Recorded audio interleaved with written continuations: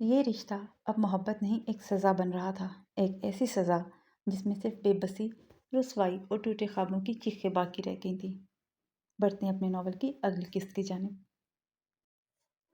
شام کے 5 بج رہے تھے جب اس کی آنکھ کسی شور سے کھلی۔ وہ بیٹھ گئی۔ آواز کمرے کے باہر سے آ رہی تھی۔ کیا کروں؟ باہر جا کر دیکھوں؟ نہیں، پتہ نہیں کیا۔ مجھے کچھ سمجھ نہیں آ رہا، مجھے دیکھنا چاہیے۔ وہ یہ فیصلہ کر کے دروازہ کھول کر باہر چلی گئی۔ حویلی کے برآمدے میں صالحہ بیگم، شاہ کے بابا، رابعہ اور شاہ کے علاوہ ایک لڑکی اور لڑکا بھی موجود تھے۔ شاید وہ ثانیہ اور اس کا شوہر ہو۔ وہ یہ سوچ کر آگے بڑھی۔ سیڑھیاں اترنے ہی لگی تھی کہ اس کے کان میں آواز پہنچی۔ وہ لڑکی ثانیہ ہی تھی جو اپنے بابا سے کچھ بات کر رہی تھی۔ بابا، میں نے آپ کو بتایا بھی تھا مگر آپ نے مجھے فوراً منع کر دیا، تو میرے پاس آخری یہی حل تھا کیونکہ میں عاصم کے بغیر مر جاتی۔ بے شرم لڑکی، اپنے باپ کے آگے ایسی باتیں کرتی ہو؟ ہمدان صاحب، شاہ کے بابا نے ثانیہ کو مارنے کے لیے اپنا ہاتھ اٹھایا۔ اتنے میں علیشہ اس تک پہنچ گئی اور ثانیہ کے آگے کھڑی ہو گئی۔ ہمدان صاحب ثانیہ کو مارتے ہوئے رک گئے۔ علیشہ بیٹا، اب ہٹ جاؤ، ہمدان صاحب نے نرمی سے علیشہ کو کہا۔ میں جانتی ہوں انکل، انہوں نے جو کیا وہ غلط ہے، مگر اس کا یہ مطلب نہیں کہ آپ ان پر سب کے سامنے ہاتھ اٹھائیں۔ کم سے کم اپنے بیٹے اور ان کا خیال کریں۔ وہ عاصم کی طرف اشارہ کرتے ہوئے بولی۔ تم یہاں کیا کر رہی ہو؟ ثانیہ نے علیشہ کو مخاطب کیا۔ میں جانتی ہوں مجھے آپ کے گھر کے میٹر میں بولنے کا کوئی حق نہیں، مگر انسان جب ہی ایسا قدم اٹھاتا ہے جب اس کے گھر والے اس کے خلاف ہوں۔ علیشہ نے ہمدان صاحب کو سمجھانے کی کوشش کی۔ ان کے ساتھ بھی یہی ہوا ہوگا، تبھی انہوں نے ایسا قدم اٹھایا۔ ہمدان صاحب نے سر جھکا دیا۔ تم چپ رہو، تمہیں ہمارے معاملات میں بولنے کا کوئی حق نہیں ہے۔ شاہ، ہمدان صاحب نے شاہ کو چپ کروا دیا۔ سنو بیٹا، ہمدان صاحب نے علیشہ کو مخاطب کیا، ہم شرمندہ ہیں تم پر ہونے والے ظلم پر۔ ایسی بات نہیں ہے انکل، اب کیوں شرمندہ ہو رہے ہیں؟ میں جانتی ہوں میرے ساتھ برا ہوا ہے، مگر یہ سب پہلے ہی میرے نصیب میں لکھ دیا گیا تھا۔ ثانیہ، وہ ثانیہ سے مخاطب ہوئی، تمہاری وجہ سے میں بہت ظلم کا شکار ہوئی ہوں، لیکن میں چپ رہی۔ میں جانتی تھی کہ تم کسی وجہ سے ہی گئی ہوگی۔ میں یہ بھی جانتی تھی، مگر میں نے ایک ایک ظلم سہا ہے۔ میں چاہتی تو تمہیں کبھی معاف نہ کرتی، مگر میرے ماں باپ نے میری ایسی تربیت نہیں کی، اس لیے میں نے تمہیں معاف کیا۔ لیکن اب تم اپنے بابا سے بھی معافی مانگو، کیونکہ تمہاری وجہ سے تمہارے بابا نے کتنی شرمندگی اٹھائی ہے۔ صالحہ بیگم حیرت سے علیشہ کو دیکھ رہی تھی۔ ثانیہ ہمدان صاحب کے آگے ہاتھ جوڑ کر معافی مانگنے لگی۔ بابا، مجھے معاف کر دیں، میں جانتی ہوں میں نے بہت غلط کام کیا ہے، مگر آپ مان جاتی تو میں ایک قدم کبھی نہ اٹھاتی۔ میں جانتی ہوں کہ آپ نے کتنی شرمندگی کا سامنا کیا ہوگا، مجھے معاف کر دیں۔ دیکھیں، مجھے علیشہ نے بھی معاف کر دیا، وہ گڑ گڑاتے ہوئے بولی۔ انکل، آپ معاف کر دیں ثانیہ کو، علیشہ ثانیہ کی حمایت میں بولی۔ علیشہ کس بات پر؟ شاہ، صالحہ بیگم دونوں ہی علیشہ کو حیرت سے دیکھ رہے تھے۔ ٹھیک ہے بیٹا، آپ کہتی ہو تو معاف کرتا ہوں، ورنہ ثانیہ تم میرے لیے مرے برابر تھی۔ بابا پلیز ایسا مت کہیے، میں مر جاؤں گی آپ لوگوں کے بغیر۔ وہ ان کے قدموں میں گر گئی۔ اٹھو بیٹا، ہمدان صاحب نے ثانیہ کو قدموں سے اٹھایا اور ثانیہ کو گلے سے لگا لیا۔ میں نے معاف کیا اس لیے کیونکہ میری بھی غلطی تھی۔ تم بھی آ جاؤ، تمہیں بھی معاف کیا۔ انہوں نے عاصم کو بھی بلایا۔ 1 منٹ، شاہ غصے سے بولا۔ بھلے ہی تمہیں بابا نے معاف کر دیا ثانی، مگر میں نہیں کروں گا۔ شاہ، ہمدان صاحب نے شاہ کو دیکھا۔ بابا آپ کچھ بھی کہیں مگر میں اسے معاف نہیں کروں گا۔ پر بھائی، اب تو بابا نے بھی معاف کر دیا ہے، ثانیہ روتی ہوئی بولی۔ میں نے کہا نا میں نہیں کروں گا۔ بھائی ایسا مت کہیے، آپ میرے بڑے بھائی ہو، پلیز آخری غلطی سمجھ کر معاف کر دیں۔ نہیں، میں نہیں کروں گا۔ شاہ یہ سب کچھ کہہ کر کمرے کی طرف بڑھ گیا۔ چھوڑو بیٹا، کچھ دن میں ٹھیک ہو جائے گا، ہمدان صاحب بھی یہ کہہ کر کمرے میں چلے گئے۔ ثانیہ اپنی ماما کے گلے لگ کر رو رہی تھی۔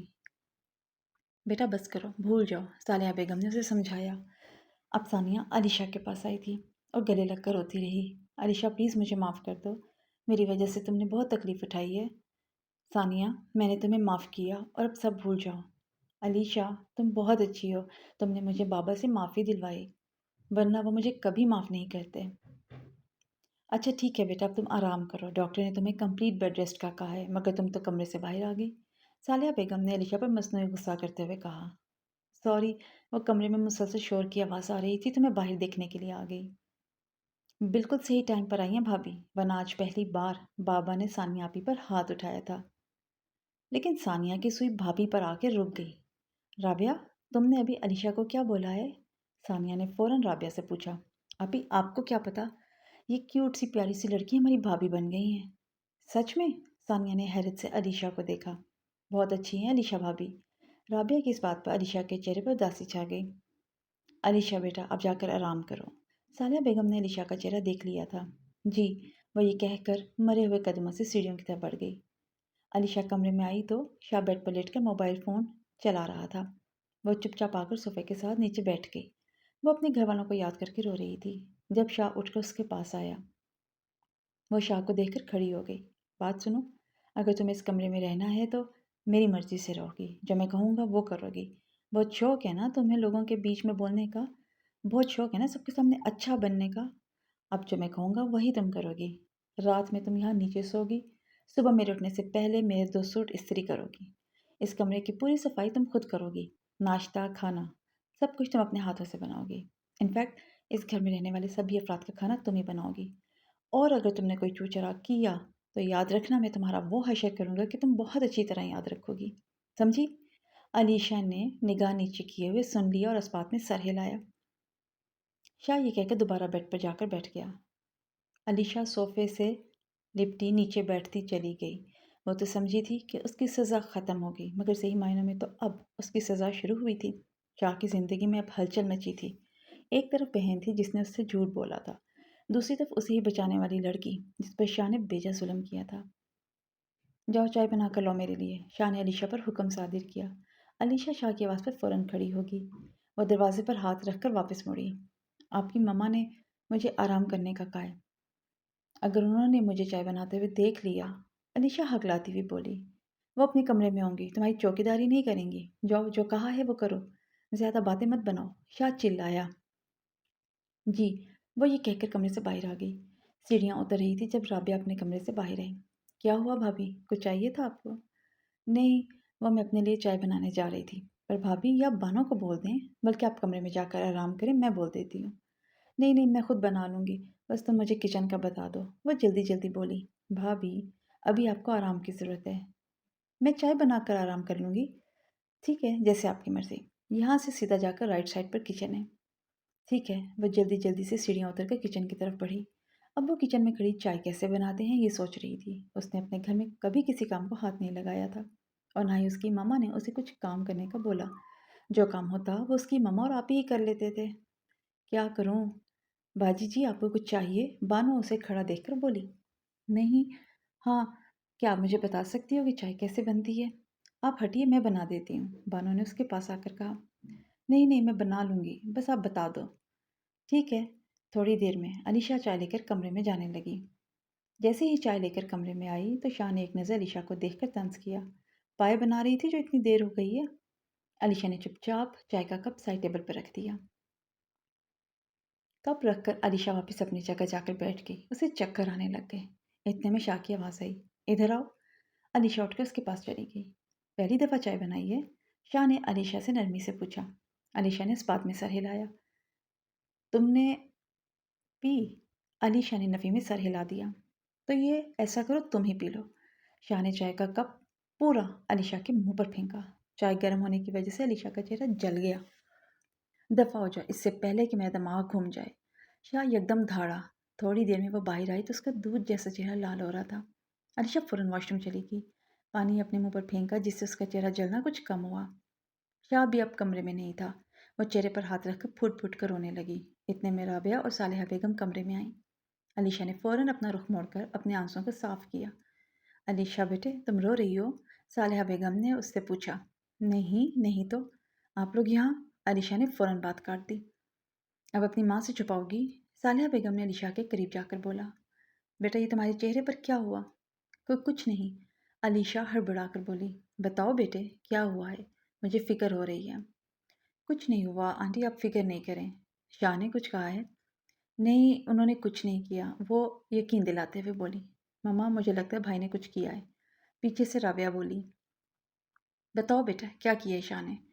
मुझसे कुछ नहीं छुपाओ। अब की बार सानिया बेगम ने उसके चेहरे पर हाथ रखकर कहा। राबिया की बात सुनकर अलीशा की आंखों में आंसू आ गए। वो उन्होंने मुझे चाय बनाने का कहा था, घर में इतने मुलाजिम होने के बावजूद। सालिया बेगम ने फौरन कहा। अच्छा, तो भाभी वो चाय आप भाई के लिए बनाने जा रही थी? मामा, मैंने इनसे पूछा तो उन्होंने कहा कि अपने लिए बनाने जा रही हूँ। मैंने मना भी किया मगर इन्होंने नहीं माना। پر مجھے چائے نہیں بنانے آتی تھی۔ پھر میں نے بانو سے پوچھ کر بنائی تھی، مجھ سے صحیح سے نہیں بنی تو انہوں نے میرے چہرے پر پھینک دی۔ رابعہ حیرت سے منہ کھولے بولی، بیٹا شاہ کا تو دماغ خراب ہو گیا ہے، میں اس کی طرف سے معافی مانگتی ہوں۔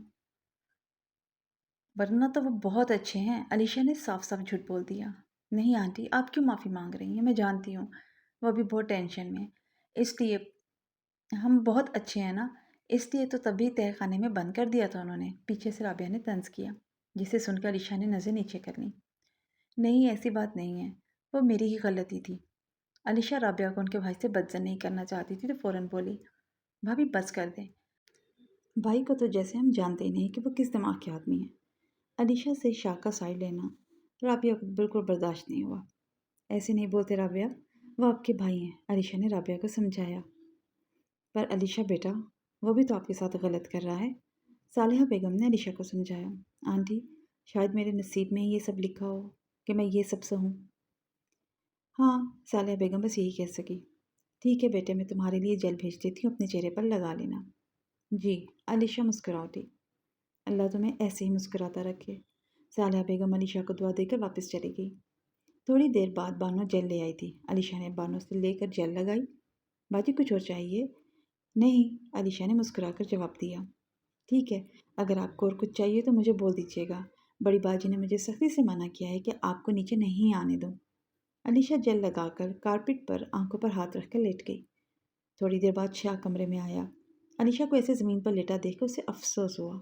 وہ علیشا کے پاس جا کر کھڑا ہو گیا اور بہت دلچسپی سے اس کو دیکھنے لگا۔ وہ سوتے ہوئے بہت معصوم لگ رہی تھی۔ معصوم چڑیل یکدم شاہ کے منہ سے نکلا اور وہ علیشا سے دور ہو کر اپنے آپ کو سمجھانے لگا۔ شاہ کے لیے بہت عجیب تھا، علیشا کی آنکھوں کا آنسو اس کے دل کو اس قدر چبھ گیا جیسے وہ اس کا اپنا درد ہو۔ وہ سمجھ ہی نہیں پا رہا تھا کہ کب علیشا کا معصوم چہرہ اس کے لیے خود ایک نشہ بن گیا تھا، ایک ایسا نشہ جسے وہ توڑنا بھی چاہتا تھا اور جینا بھی۔ اس نے اپنے آپ کو علیشا سے دور کر لیا، مگر محبت کا بیج دور کہیں بویا جا چکا تھا۔ اگر آپ کو ناول پسند آ رہا ہے تو کمنٹ سیکشن میں ضرور بتائیں۔ اگر آپ چینل پہ نیو ہیں تو چینل کو سبسکرائب لازمی کر لیں، نوٹیفیکیشنز کو آن کر لیں تاکہ اگلی ایپیسوڈ سب سے پہلے آپ تک پہنچ سکے۔